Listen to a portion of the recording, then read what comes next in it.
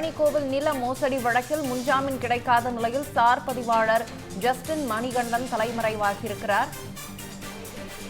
பழனிக்கோவில் நில மோசடி வழக்கில் முன்ஜாமீன் கிடைக்காத நிலையில் சார் பதிவாளர் ஜஸ்டின் மணிகண்டன் தலைமறைவாகியிருக்கிறார்.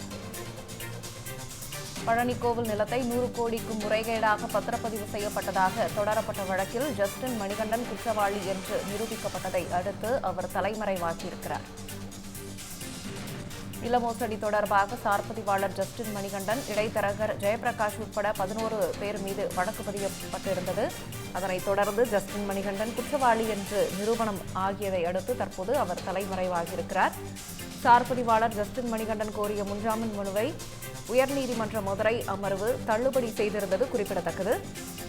இது தொடர்பான கூடுதல் விவரங்களை செய்தியாளர் சதீஷ் ரங்கநாதன் வழங்க கேட்கலாம். சதீஷ் ரங்கநாதன், வணக்கம். தற்போது ஜஸ்டின் மணிகண்டன் தலைமறைவாகியிருக்கிறாரு. காவல்துறையினர் தரப்பிலிருந்து தேடுதல் வேட்டை நடைபெற்று வருகிறதா? விசாரணை தொடங்கப்பட்டு விட்டதா?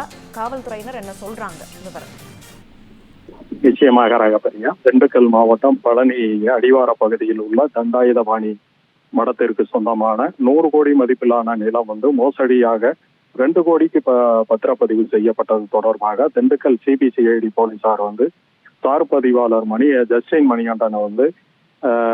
மணிகண்டன், அறக்கட்டளை நிர்வாகி முருகதாஸ், நிலத்தை வாங்கிய திருப்பூர் மாவட்டம் பாப்பன்குளம் சேர்ந்த வெள்ளத்துறை, பழனி புதூரை சேர்ந்த சேதுபதி, பத்திரம் தயாரித்து கொடுத்த வழக்கறிஞர் அன்னூருதீன், இடைத்தரகராக செயல்பட்ட ஒட்டஞ்சத்திரத்தை சேர்ந்த ஜெயபிரகாஷ் உள்ளிட்ட 11 பேர் மீது திண்டுக்கல் சிபிசிஐடி போலீசார் வழக்கு பதிவு செய்தார்.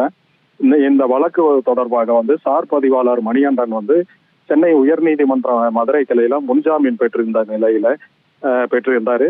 மேலும் இவ்வழக்கு அறக்கட்டளை நிர்வாகி முருகதாஸ், இடத்தை வாங்கிய வெள்ளத்துறை, சேதுபதி, வழக்கறிஞர் அன்வருதீன் ஆகிய 4 பேரை கடந்த 20ஆம் தேதி சிபிசிஐடி போலீசார் கைது செய்து திண்டுக்கல் குற்றவியல் நடுவர் 1 நீதிமன்றத்தில் ஆஜர்படுத்தி 4 பேரும் வரும் ஆகஸ்ட் 12ஆம் தேதி வரை நீதிமன்ற காவலில் வைக்க மேஜிஸ்ட்ரேட் உத்தரவிட்டிருந்தாரு. இந்த நிலையில சிறையில் அடைக்கப்பட்ட 4 பேரும் சிபிசிஐடி போலீசார் காவலில் எடுத்து விசாரிக்க வேண்டும் என நீதிமன்றத்தில் மனு தாக்கல் செய்திருந்தாங்க.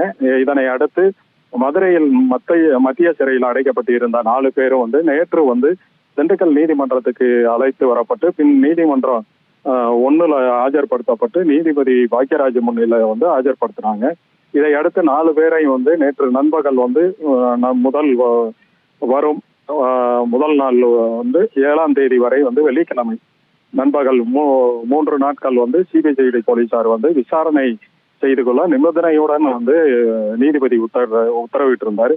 இதைத் தொடர்ந்து திண்டுக்கல் சிபிசிஐடி அலுவலகத்தில் வைத்து 4 பேரிடம் எஸ்பி சாஜிதா, டிஎஸ்பி அஜய் தங்கம், ஆய்வாளர் சந்தானலட்சுமி ஆகிய கொண்ட குழுவினர் தற்போது சிபிசிஐடி போலீசார் நேற்று முதல் விசாரணை நடத்தி வர்றாங்க.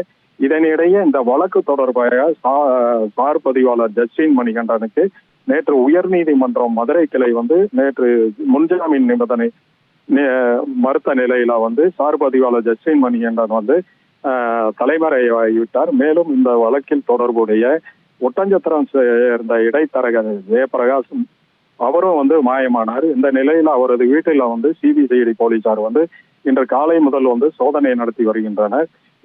இதற்கிடையே இடைத்தரகர் ஜெயபிரகாஷின் மனைவியை சிபிசிஐடி போலீசார் திண்டுக்கல் அலுவலகத்திற்கு அழைத்து விசாரணை செய்து வருவாங்க. இந்த நிலையில இந்த வழக்கு தொடர்பாக ஜெயபிரகாஷ் மற்றும் ஜஸ்டின் மணிகண்டன் விரைவில் கைது செய்யப்படுவார் என எதிர்பார்க்கப்படுகிறது. இவங்க 2 பேரும் தற்போது தலைமறைவாக உள்ளதால் அவங்கள சிபிசிஐடி போலீசார் தீவிரமாக தேடி வர்றாங்க.